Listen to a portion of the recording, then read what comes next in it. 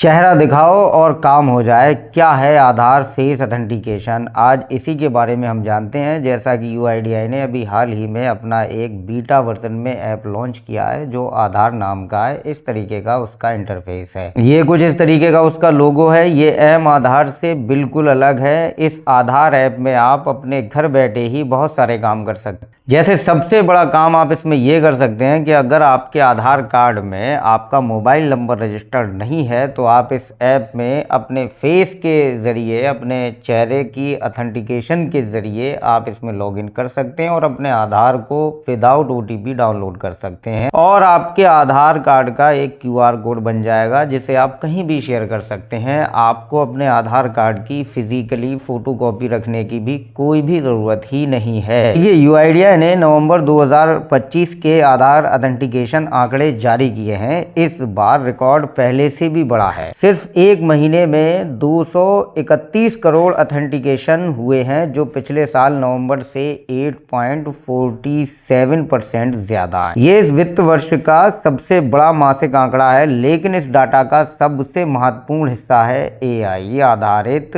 आधार face authentication, जो अब लोगों का सबसे पसंदीदा तरीका बनता जा रहा है। देखिए, आधार फेस ऑथेंटिकेशन किस तरीके से काम करता है, मैं अब ये आपको अपनी आसान भाषा में समझाने की कोशिश करता हूँ। आधार फेस ऑथेंटिकेशन का मतलब ये है कि आपको आधार की कोई भी डिवाइस रखने की ज़रूरत नहीं है। ना आपको अपना फिंगरप्रिंट लगाना है, ना अपनी आइरिस लगाना है। सिर्फ आपके मोबाइल का कैमरा ठीक ठाक होना चाहिए।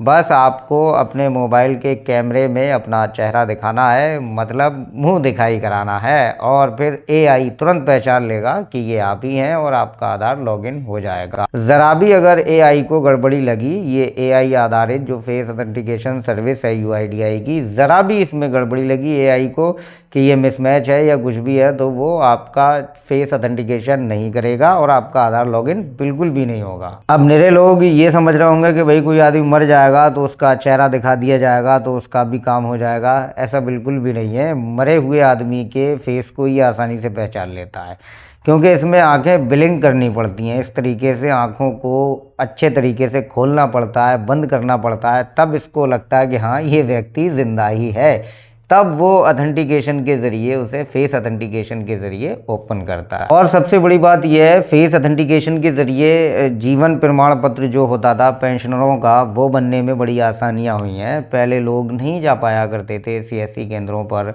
उन्हें अंगूठा लगाना पड़ता था अपना बायोमेट्रिक डिवाइस में। लेकिन अब बस उन्होंने अपना मोबाइल उठाया, फेस ऑथेंटिकेशन के ज़रिए अपना जीवन प्रमाण पत्र बनवा लिया।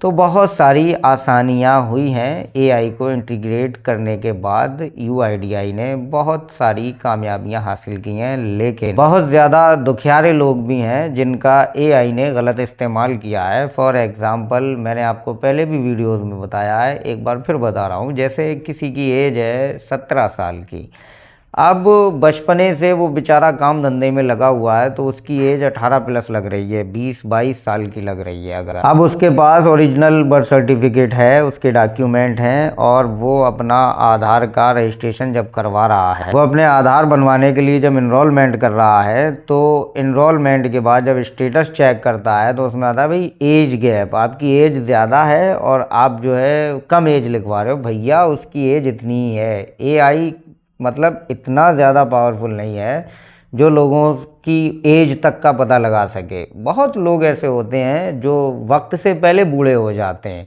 अब जैसे सलमान खान की एज है 50 प्लस है, और 50 प्लस का अपने यहाँ का कोई आदमी देख लेना, वो 80 प्लस लगेगा, है ना, और सलमान खान कहीं लगता है कि ये 50 प्लस होगा। बहुत सारे उदाहरण हैं आपके सामने। तो एआई से नुकसानात भी हैं, लेकिन हाँ, ये जो आधार ऐप है, ये नया वाला ऐप जिसके बारे में मैं बात कर रहा हूँ, ये जो आधार ऐप है, इससे आसानियाँ हुई हैं। अब आप अपने घर बैठे ही अपने मोबाइल नंबर को भी अपडेट कर सकते हैं। धीरे धीरे इसमें आपका नेम करेक्शन भी होगा, आपका एड्रेस भी होगा, और ईमेल आईडी भी आप इसमें घर बैठे ही अपडेट कर सकते हैं।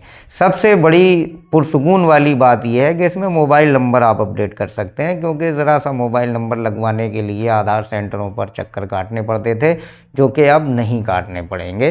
तो लंबी लंबी कतारों से राहत मिलेगी और घर बैठे ही लोग काफ़ी काम कर सकते हैं। तो आप बताएं कि आप इस बारे में क्या सोचते हैं। ये फेस ऑथेंटिकेशन की जो सर्विसेज UIDAI ने चालू की हैं, इसके बारे में आपकी क्या राय है? और अगर आपका कोई सवाल है, किसी को कोई कन्फ्यूज़न है, तो वो कमेंट करते पे बिल्कुल भी न झिझके। तो अगले वीडियो में मिलते हैं, तब तक के लिए आप अपना ख्याल रखिए।